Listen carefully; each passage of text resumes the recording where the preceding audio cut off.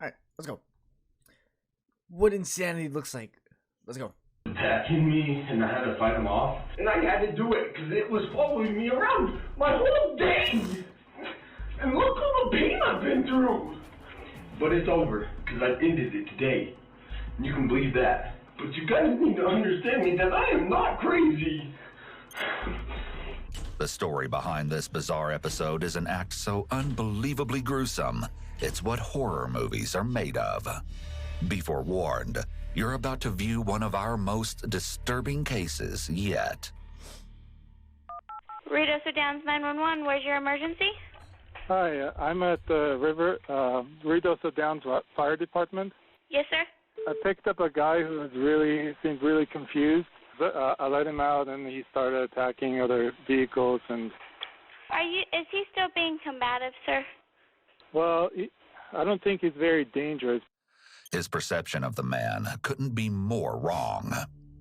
A series of surreal events are about to unfold right before your eyes in the following footage that has never been seen before. An unspeakably brutal act will be uncovered, and the reputation of a once adored historic area will be forever tarnished. At this very moment, a peculiar but seemingly unrelated situation is unfolding about 10 miles from the fire department. A deputy has been dispatched to the Vast Co. Ranch located in Glencoe, New Mexico, to perform a welfare check. And something isn't right. The scenic area situated in the Ruidoso River Valley has an eerie feel on this evening. And for good reason, we'll come to learn. There's no response at the main residence. Is the individual supposed to be 97 here on scene? Yes, sir. That's where she was when he was speaking with her. Apparently she does not live at the main house. She's going to live in a mobile home on the east side of the property. Sheriff's Department! Received no answer to the knock here either.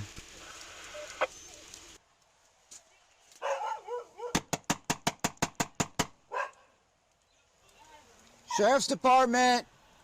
Hello? After a thorough search of the exterior, the deputy has found no trace of the woman in question and caretaker of the ranch, Mary Ann Morehouse. It's as if she's fallen off the face of the earth. No, yeah, dude. Like, it's crazy how, like, crazy people can get. I don't like calling people crazy, but it's like, you know what I mean? Like, it's crazy how bad it can really get for someone. And then, like, it's wild, man. BRB needs to be. Hey, we'll be here. Door of the residence is open, screen door, but nobody's answering from inside. Is there another available deputy? Send me another unit. I need to make entry. The responding deputy can do nothing but wait for another unit to arrive.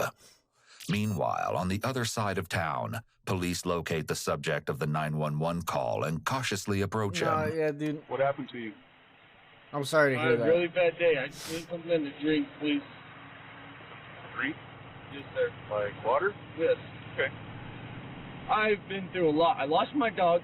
I went into a river. I've been lost all day. I need some Hey, help. but that's what we're all about here. That's what we're all about here. We're all about, you know what I'm saying? Keeping the vibes up. Yeah. Hey, I'm telling you, bro. As soon as we hit that 1,000 followers, we're doing that. We're doing that charity stream. I'm telling you, we're doing that charity stream. It's all going to mental health. 24-hour stream. Be there. Be square. That's what it's all about. So we've all been. You know what I mean? If you've been here for a long time in these streams, you know that's what I've been all about. We're here to help you. Okay, thank you. But you're acting a little incoherent, sir. Okay? Here's an example of how the context of a situation matters when it comes to body language analysis. The man frequently crosses his arms, which could be interpreted as him being closed off or trying to self-soothe. However, a few moments later, the police officer motions for him to come with them to get you in where it's a little warmer. With that additional information, Dude, the it's been a crossed while. arms can likely be explained away simply by the man being cold. This is why it's important to look at the whole picture when considering what someone's body language means. After he's escorted into the police station, officers learn the identity of the agitated man. My name's Andrew McGill.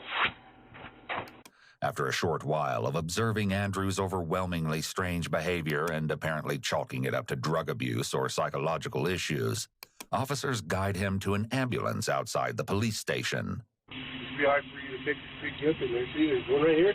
And there's a good thing the leash is on. It's going to take more than a leash to control Andrew, considering the state he's in. Deputies will soon witness how Andrew's strange behavior can abruptly shift to erratic and violent, and in the blink of an eye. Andrew is transported to Lincoln County Memorial Hospital in hopes that emergency medical intervention will provide him with the help he so clearly needs. Unfortunately, while here, things will escalate from this bizarre situation to downright insane. After the responding deputy has waited at the ranch for nearly an hour, unable to proceed any further until backup has arrived, an additional deputy is finally available to assist. They waste no time in resuming the search. The situation is alarmingly suspicious. It's over there, Charlie. We gotta drive up to it. Some sketchy shit, man.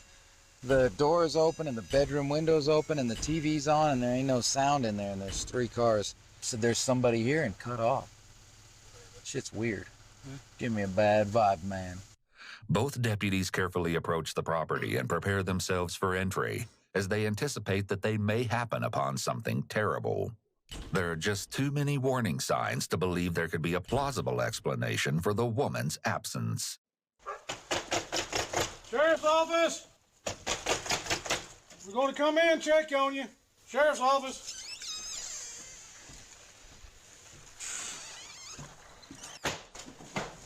It's strange. It's real strange, man. But there's no... Sorry, why are they there again? Is it because...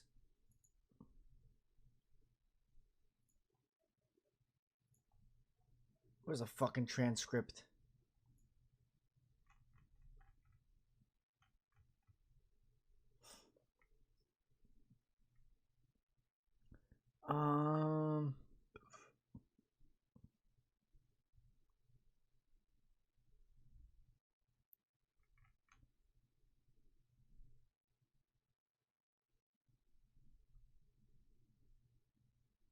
Oh, okay.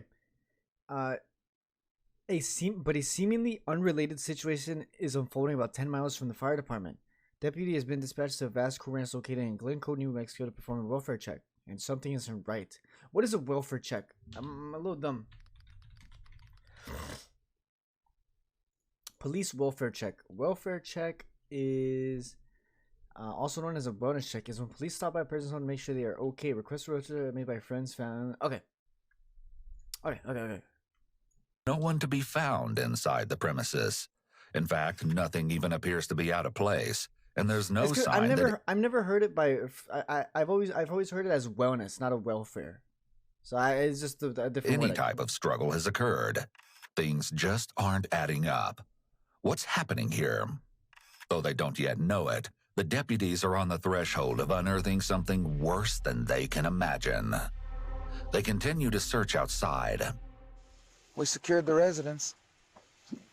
I don't know. What else you reckon? She was supposedly on the phone with the RP and says somebody's here. I mean, who walks off at a night like this? I thought we were going to go in there and find something bad. In just a matter of minutes, the deputy will receive a haunting confirmation that his instincts shouldn't be taken lightly. There's definitely something weird, but I don't know what it is. There's something strange. We're going to be out at the main residence now. The RP is kind of freaking out, saying, oh, there's definitely something wrong. I'm like, yeah, it's weird, but I don't know. And let's drive down there and see if we find any other house. The deputies inspect the exterior of one more property, and in a split second, the situation has evolved from suspicious to unspeakably horrific. Hey! Down, we got somebody down. The horrific truth of the discovery will be revealed during the interrogation of the disturbed suspect. We got to start clearing this. Suspect could still be on scene. The deputy is desperate for more backup at the scene. The urgency of the situation is crystal clear. Okay, Charlie. She's down. It looks like a she, elderly female. This motherfucker's still here. Anybody comes up on us is getting fucking smoked, dude. I'm gonna tell you that. Do it up, man. All the while, Andrew is settled and sleeping. He was sedated upon his arrival at the hospital. A deputy has been assigned the task of watching over him and ensuring that only hospital staff and officers enter and exit the room. Not long into his shift, the deputy receives a call from another. So at this point, this guy is just a random, right? I want to make things clear, make sure I didn't miss anything because I missed something earlier. This guy's just a random who people saw as like a lost guy who's just acting weird, right? That's what's going on, right? Another member of the sheriff's office who is stationed at the scene of the crime, and the caller has an intriguing request. Yes, I've got them in a bag. They're a pair of construction kind of boots. It's more like a curved tire tread than like a diamond pattern. I'll try to send one back to you. The deputy captures photos of the outsoles of Andrew's boots and fires them off right away. It seems the sheriff's office has surmised that the two occurrences are related. The question is, how? I think the guy at the hospital is the dude, and he had a freaking meltdown or something. Imagine if this fucker hitchhiked to the hospital. Imagine the guy that just gave a fucking dude like that a ride. You know, the sad part, Charlie, is this is a beautiful place. It was. The brutal crime will forever taint the property, and law enforcement must get to the bottom of the dire situation before another life is lost. Somewhere around 1 a.m. marks the very stage where Andrew's odd behavior has taken a drastic turn. He has become extremely violent. Hey, Cox, go with Jason, please. Jason's the one hit. Anybody else get hit? No, just one shot. Somehow, a sudden struggle erupted when, out of nowhere, Andrew leaped from his hospital bed and attacked a deputy. Immediately, two more deputies rushed to assist. In the midst of all the chaos, a handgun was knocked out of one of the deputies' holsters. Andrew managed to grab the weapon before any of the other three could get their hands on it, and he fired a shot directly into the arm of one deputy. He pulled the trigger again, and by some sort of miracle, the weapon failed to fire. Andrew, you okay? All right. Can you calm down, son? Yeah, okay. I don't know what I'm doing there, but I can't figure it out. I know, just And I need some medication. We're getting shackles. Okay, we're gonna put him back in here on the bed. Doctor, gotta check him. You roll him over? Yep. My leg. Yep. Stand up. Anything shackled? Yeah. What kind of shackles do you use? Leg. Huh? Just one. I'm gonna put one on this and one to the bed. All right. Okay. Remarkably, Andrew's episode continues into the morning, despite the sedatives he has been given. Man, you guys don't understand me. I do one little thing and... I'm sorry. I told you I was sorry. I can't move or anything. It sucks, dude. You guys, I will live a happy life. I promise I will be happy. I always wanted to be by myself somewhere. Hi, Andrew. I'm gonna give you a shot in your leg, okay? It's the same medication I gave you earlier. Okay? Or do you want it in your arm? You guys, I'm gonna be okay. We're trying to help you. I'm gonna be okay, though. I'm gonna be okay. I want stuff right now. I haven't had a drink in 5 days. I've ate worms. I'm going nuts because of this, and I know what it's all about now. I need to chill out. I am going to be chill. No! I don't want to go there. You guys. Man, how could you do this to me? Poke.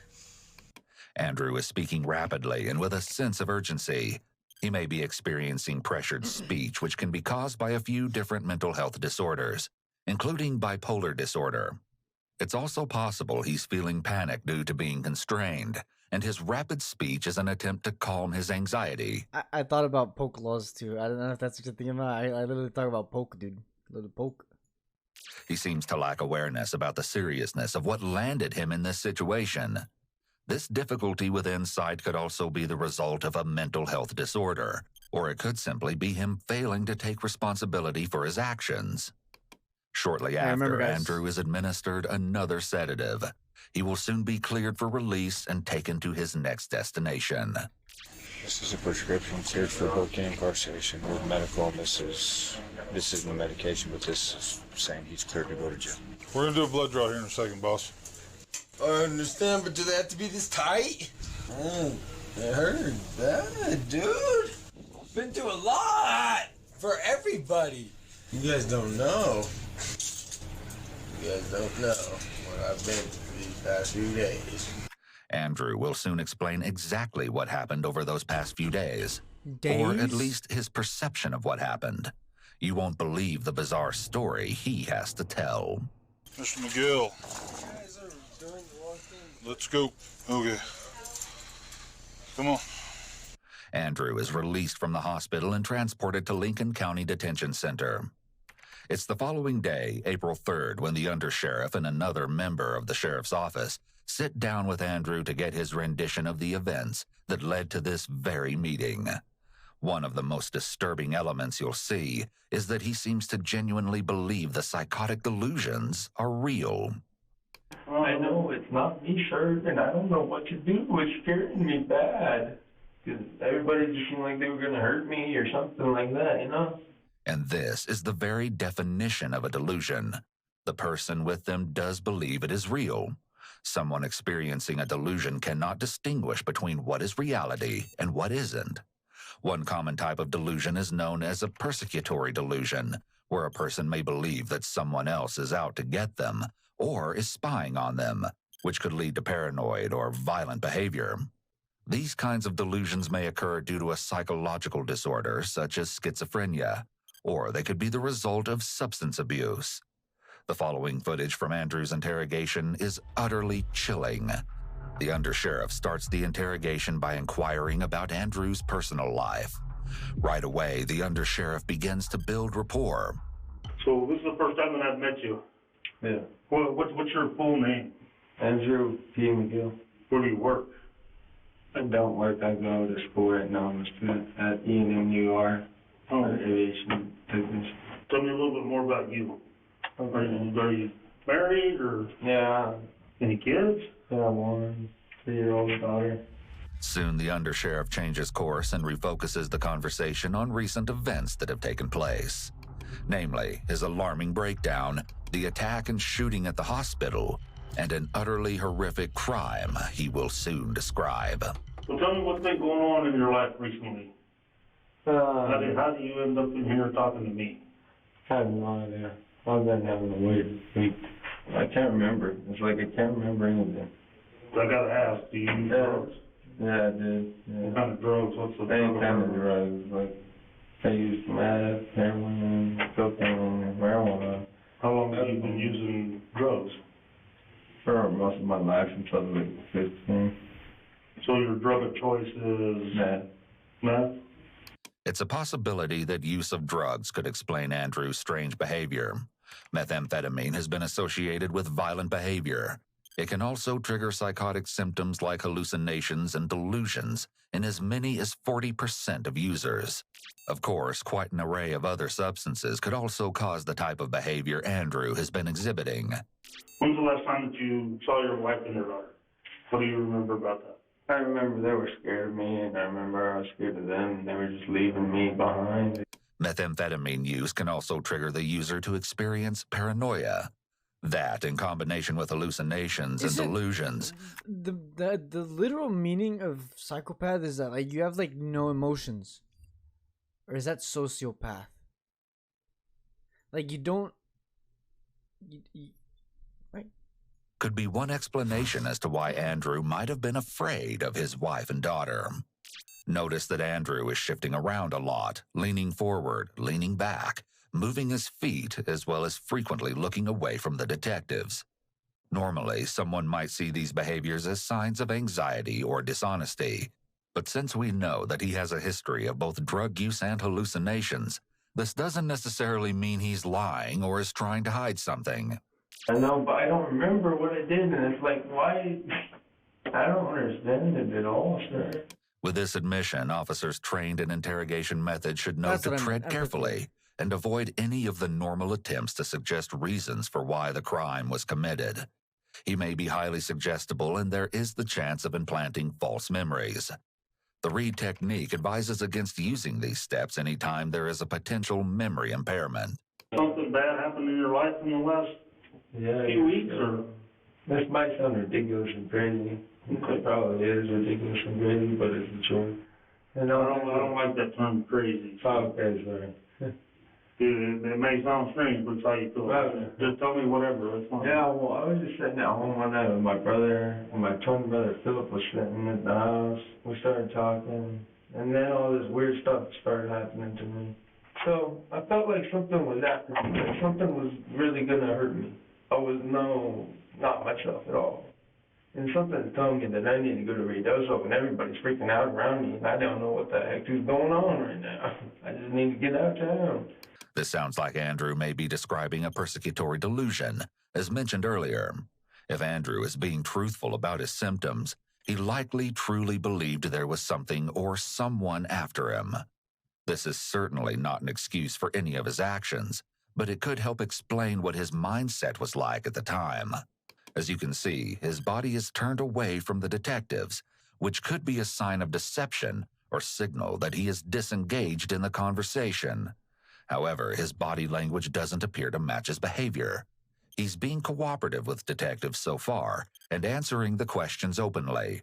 This is another example of why you can't rely on a single deceptive cue, such as lack of frontal alignment, to accurately determine if someone is telling the truth or not.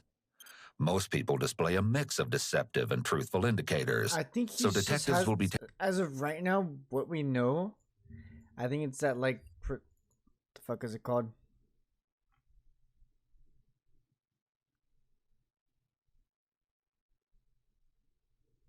The delusional shit. What is it called? He said it right now. Where is it?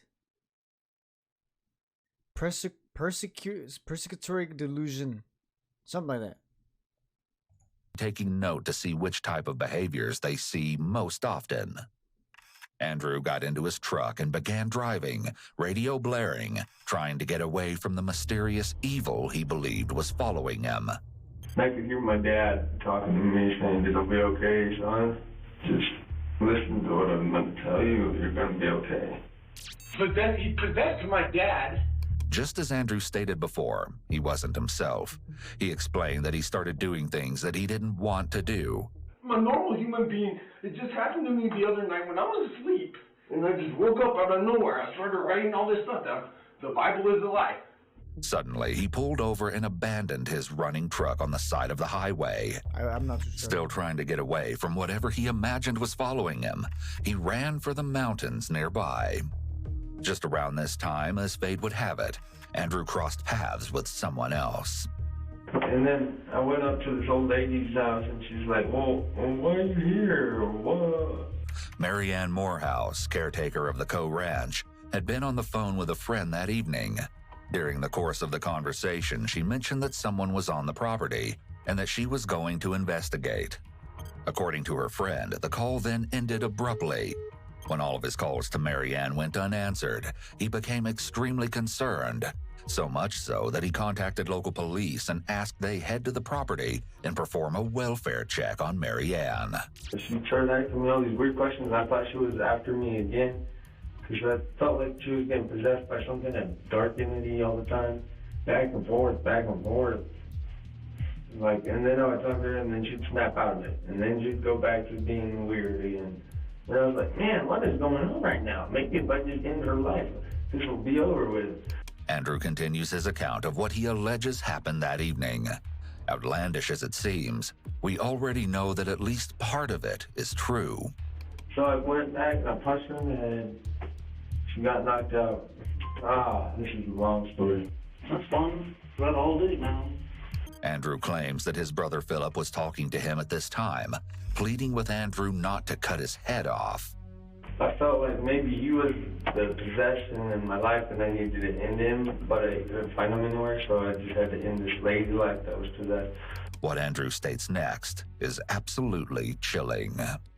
So I knocked her out and chopped her head off with an axe.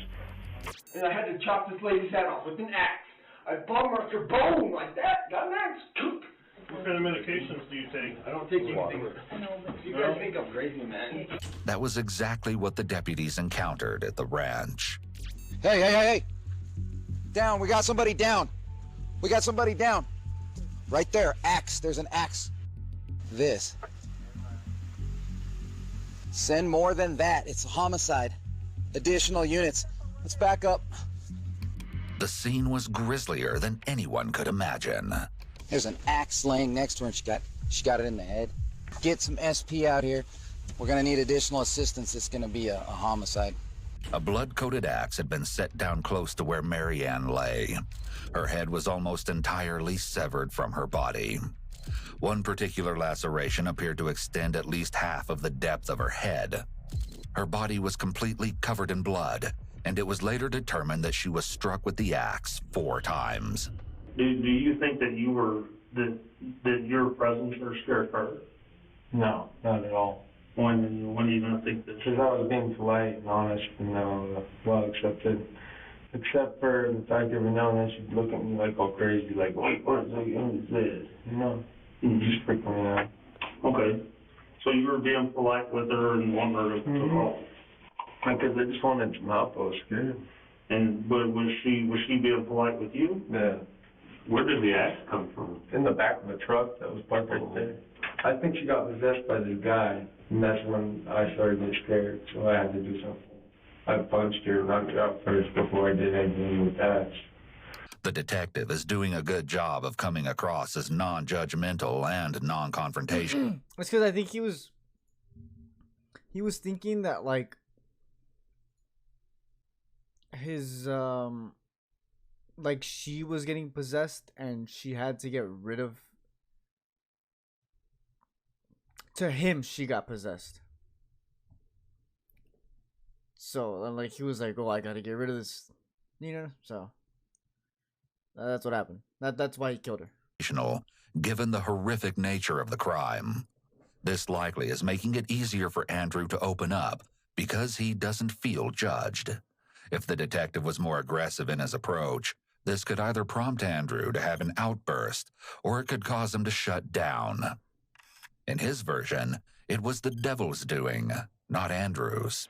The devil was attacking me, and I had to fight him off, and I had to kill somebody to get rid of him. I am the real son of God, and this is why I have that tattoo on me, and I hate evil. I was trying to get rid of it out of this earth, and I am the son of God. Trust me. I love you guys. I am on your side. I'm good. I would have never done that ever in my life. I feel so bad for that old lady. Really bad. Do you feel bad because you know that was wrong, or? Yeah, I know for sure that was wrong. But I couldn't stop him, man. I couldn't help myself. I couldn't be myself. And I'm still not myself. I don't know what it is. Although Andrew says that he feels bad, his level of emotion doesn't match the severity of what he did. In his mind, he may be justifying his behavior because he felt like he couldn't control himself. It's possible that he sees himself as a victim to his own mind and is therefore struggling to take full responsibility for what he did. So, and it hit me the other day because I think we'll get that, like, later on. Like, they'll be like, oh, he was diagnosed with this. But as of right now, the only thing that he said or hinted towards is that persecutory delusion. When you mature, all this knowledge just started coming to my head, and I was like, holy cow, what is going on? I even called my mom. I was like, Mom, there's something wrong with me. I was like, I need some help, Mom.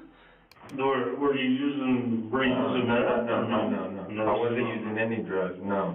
It's possible that Andrew was being honest, and he wasn't actually under the influence of meth at the time of the murder. Interestingly, psychosis that was initially triggered by meth use can be a long-lasting issue. Even if the person abstains from drug use in the future, psychotic symptoms may return, often triggered by stress. However, the exact onset of his symptoms is unknown. It's possible that his hallucinations and delusions first happened when he was using drugs, or they may have been the result of a psychological disorder such as schizophrenia. I felt like my head just won't quit thinking. And it's like no matter what kind of drug anybody gives me or anything, I just can't quit thinking. And it leads me to bad thinking. It's not me. I'm just scared of my own self. I'm scared of everybody, and I just want everybody to love each other and be happy. There seems to be a contradiction here. Andrew states he wasn't using any drugs, but admits he uses drugs in an effort to calm terrible thoughts he claims to have. The conversation then shifts to the shooting that took place at the hospital. And then at the hospital, I shot some guy in the elbow, and I don't know why I did that. I was scared still. I just didn't know what I was doing at all. It's like, what? I've never felt like this in my life. And it's like scary. His story isn't making sense, despite the fact that he has admitted to savagely killing Marianne and shooting the deputy at the hospital. As they continue their efforts to gain some clarity on what really happened that night, they move to the subject of Andrew's trek to the police station. Do you remember going to the Downs TV? Do you remember talking to, getting a ride into town? Yeah. Tell me a little bit about that. Okay, I was walking down the street. After all that bad stuff happened with the old lady, after that was done, I was running down the street, and then some guy just pulled over out of nowhere and was like, hey, man, do you need a ride? And I told him, yeah. An officer caught up with the Good Samaritan who'd offered Andrew a ride moments after he'd parted ways with him. Are you the one that dropped him off?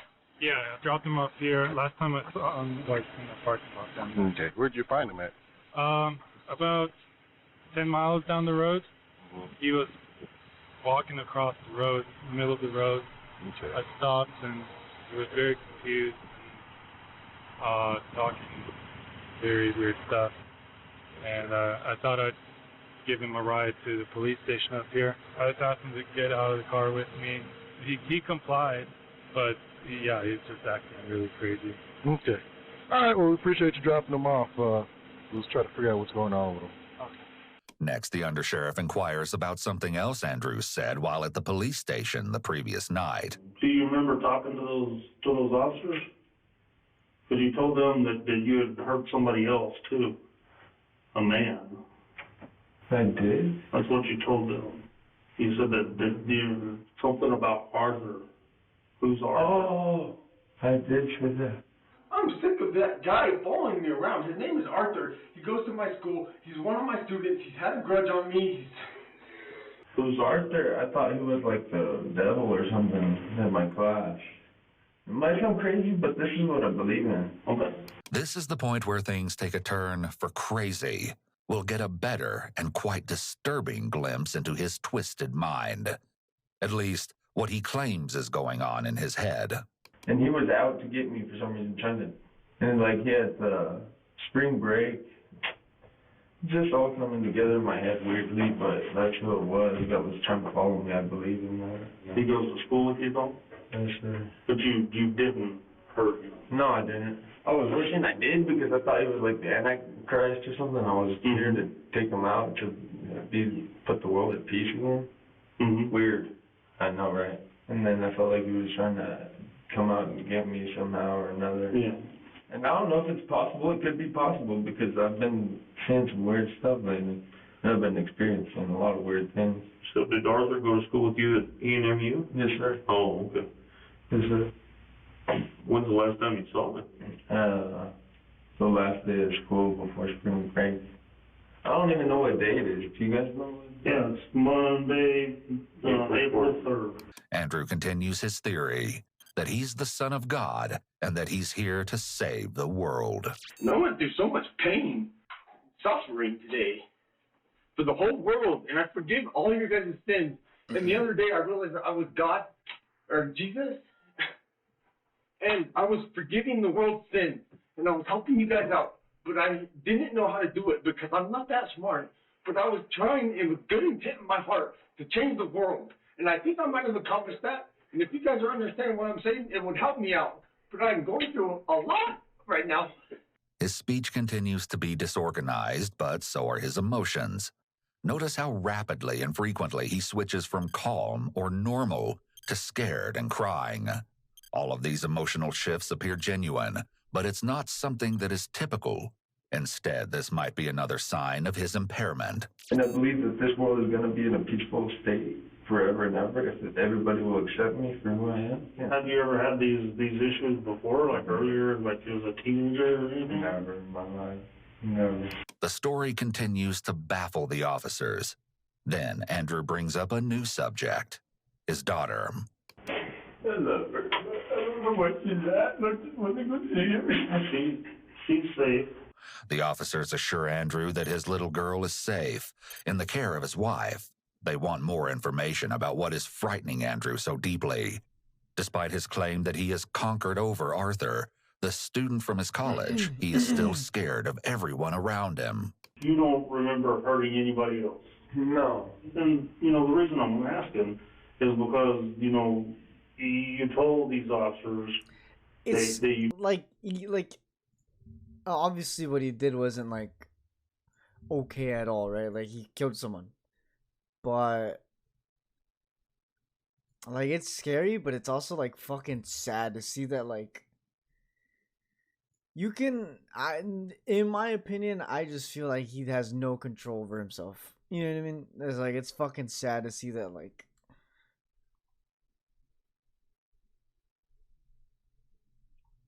Does that make sense?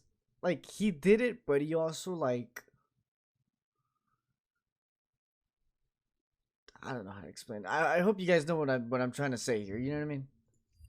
You did these things to the lady. Like it's scary right? and sad to see that like his mind is just. To give to somebody else. I'm just concerned that this person that I need to locate. No. It's a reasonable question, considering Andrew's claim that the undersheriff is referring to. It's a long story, but he possessed my life. He took over my dad's life. He possessed him, tortured my family. I had to get rid of him.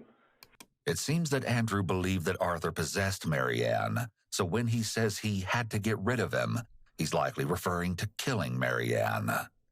The bizarre account continues as Andrew gives some background about the day leading up to the tragic night. And then I stayed up all night on Friday dealing with Philip, my brother, dealing with demons, blah, blah. But no drugs? No drugs at all, at all. Does your brother do drugs? Yeah, he does. Whenever you use drugs, do you smoke? I smoke weed, and then I'll start to think way differently than anybody ever thought they were thinking about life.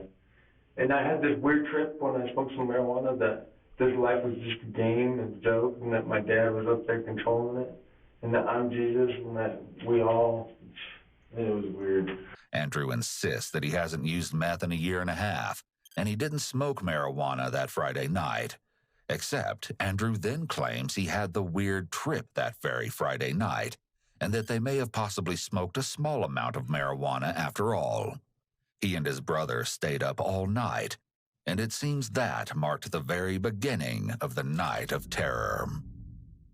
And then my brother Philip and me started talking, and we started like telepathically talking to each other and weird stuff. Have you ever had homicidal thoughts before that you never in my life, ever. But no meth?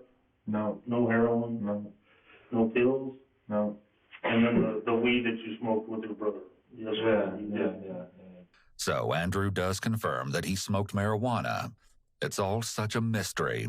It doesn't seem that anything has been cleared up so far as a result of this interview.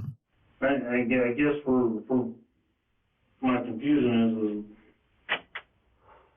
it might be a lot for you guys. Well, look, I don't know if you believe me or not, but I am. No, I believe you. I'm not disputing that. I'm just trying to understand. Yeah. How. Me too. I don't know. How we take and do violently kill an elderly lady. I know. That's the thing. That's the trip that I don't want to even think of. The detective is gently probing Andrew for more information and pointing out the holes in his story. Framing it as his own difficulty to understand likely makes it easier for Andrew to accept. If the detective had directly confronted Andrew, raised his voice, or gotten into his personal space, this could have triggered Andrew to feel threatened, and he may have reacted violently. In addition to having previously established that he knew it was, in fact, wrong to kill Marianne, Andrew also confirms that he was aware that he'd shot a member of law enforcement during his short stay at the hospital. His rationale for this was that he thought they were trying to kill him with the medication he was being administered. Did you think that you were going to get in trouble? Oh, yeah. If somebody found out I know I was going to get in trouble, yeah. There's no doubt in my mind. And I probably should be in trouble, but at the same time, I felt like I'd conquered over something. So what do you think should happen to somebody who does these things. This is known as the punishment question and is taught in the Reed technique. Usually, when someone's being truthful, they will respond with a punishment that fits the crime. Detectives may use this question, among others, to gauge a suspect's honesty. In this case, the detectives already know that Andrew is responsible for the murder, and he has confessed, so they may be trying to find out answers to other questions, like, does he fully understand the consequences of his actions? Did he know at the time that what he was doing was wrong? They should be punished at the same time. They should be understood from a personal level and maybe have some evidence on their life to show them. Maybe have my evidence from my life and my experience be shown to you guys so you could understand who I am and where I'm coming from and what happened to me that day, you know? And maybe that might help us all out. It truly seems like Andrew doesn't comprehend the magnitude of the situation, nor does he really seem to show remorse for the terrible crimes he's committed. So even though you feel like you're here to save the world from us, but do you still think, obviously you don't think people should get away with murder, right? No. But I felt like I would have never done this ever in a million years, ever. But I felt like somebody, somewhere, something good was telling me to do it, so I had to do it. And it might sound odd and crazy and belligerent or whatever you want to say about it, but it's the truth. Is there any possibility that with marijuana that you was laced with something? No way. The interview is approaching its conclusion. The undersheriff asks one final time if there's anything else Andrew needs to make them aware of. Told you everything that happened, and this has only happened to me this past week. Other than that, my life is normal as normal can be. Like, I just go to school every day and clock in, clock out. No question about it. Andrew's previously normal life will never be the same after the senseless acts of violence he just inflicted upon two innocent individuals. This is the crazy part. I just kept on getting all these weird instincts to do stuff that I've never done in my life. Dude, and he looks like a normal dude. Like, I mean, that's like this wild, no question crazy about it. thing about it. Like, Andrew's looks like a normal previously dude. normal life will. But I wonder, like, what is it that caused this mental decline? Like, was it like? Because his dad passed, right?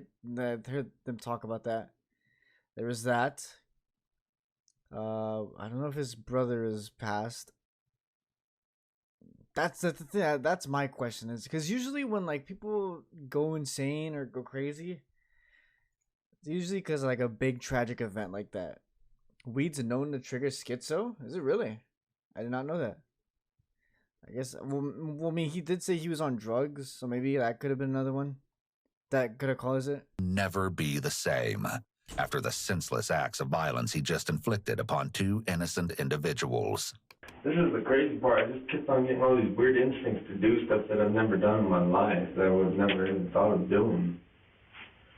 And it was like crazy, man. I think you like evaluated or something? I think you may see a judge. Okay, cool. You know, actually, I need to get like evaluated out because I'm not right now. Because I realized all these things I've done are really wrong, but at the same time I had these instincts to do them, and I felt like I had accomplished something. It's unusual that Andrew shows this level of insight into his behavior. If he's able to think this clearly about himself and recognizes that an evaluation is in his own best interest, it's surprising that he hasn't exhibited any genuine remorse for what he did. He appears to be focused entirely on himself. This lack of empathy could be an indication of antisocial traits. The interview comes to a close, but the painstaking process of determining what has been going on in Andrew's mind has just begun. He's clearly in need of the evaluation he just referenced, and quite obviously, that's just the tip of the iceberg. A forensic psychiatrist hired by the state handled Andrew's evaluations for the hefty price of $100,000. He reached the conclusion that Andrew was cognizant at the time he carried out the murder, as well as a few hours later when he shot the deputy during his short stay at the hospital. The psychiatrist cited a drug-induced psychosis as the inspiration behind the horrendous spree. The drug test conducted while Andrew was at the hospital showed only marijuana in his system. It should be noted, however, that conventional drug tests are unable to detect synthetic cannabinoids, which can cause altered perception. Andrew pleaded guilty to multiple charges, including second-degree murder and assault with intent to commit a felony upon a peace officer. On September 6, 2019, Andrew was sentenced to 45 years in prison, followed by 5 years of supervised probation. He faced a potential sentence of 51 years, but the judge suspended 6 of those years. As for the deputy who suffered the gunshot wound, he survived, but underwent extensive surgery to repair shattered bone in his right arm. As a result of the injury, his career came to a premature end. Damn. Wait, I'm surprised they didn't take him to an asylum. He went to prison.